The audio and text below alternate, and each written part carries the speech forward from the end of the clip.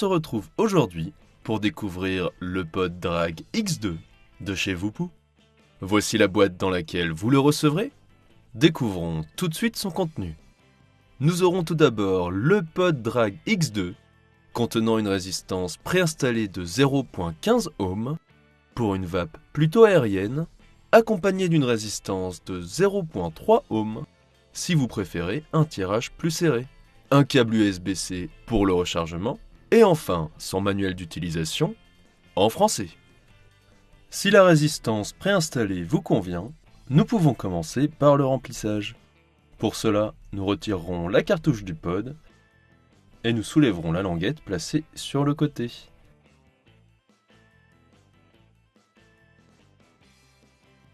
Nous remplirons notre réservoir, de préférence avec un flacon possédant un bec fin, et nous pourrons replacer la languette. Vous trouverez un autocollant de protection sur la résistance, nous le garderons pour l'instant et attendrons une dizaine de minutes que la résistance soit bien imbibée avant de l'enlever. Sur notre pod Drag X2, nous retrouverons un réservoir d'une contenance de 5 ml, une manette pour régler l'appel d'air,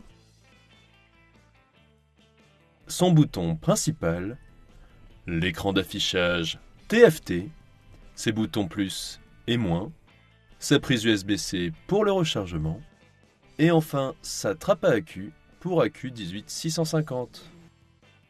Nous pouvons d'ailleurs d'ores et déjà insérer notre accu 18650, et nous ferons bien attention à respecter le sens des polarités en faisant correspondre les symboles plus et moins.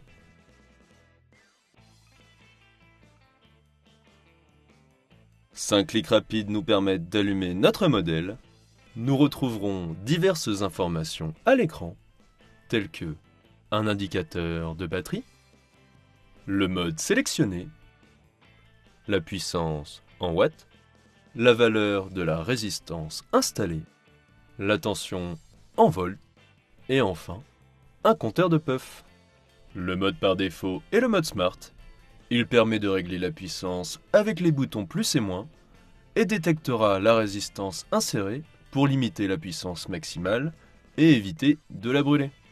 Pour cela, il faudra au préalable avoir enlevé l'autocollant. Presser les boutons plus et moins simultanément nous permet d'accéder au menu, où nous pouvons notamment changer de mode. Le mode RBA est un mode puissance classique fonctionnant comme le mode Smart, mais sans la limite de sécurité. Le mode Eco, lui, est un mode économie d'énergie, réduisant la consommation et notamment la luminosité de l'écran. Je vous recommande de rester sur le mode Smart, qui possède tout ce dont nous avons besoin. Avec le bouton Back, nous pouvons revenir dans le menu, où un bouton nous permet de réinitialiser le compteur de puff, et un autre nous permet de consulter des informations sur notre modèle. Nous pouvons maintenant quitter le menu. Et si 10 minutes se sont écoulées, notre résistance est maintenant bien imbibée. Nous pouvons retirer l'autocollant placé sous la capsule. Le mode Smart va détecter la résistance, puis nous pouvons ajuster la puissance avec les boutons plus et moins. Le mode Smart limitera la puissance si nous montons trop haut. Voilà, vous êtes maintenant prêt à vaper. Il suffira de presser le bouton principal lors de l'aspiration.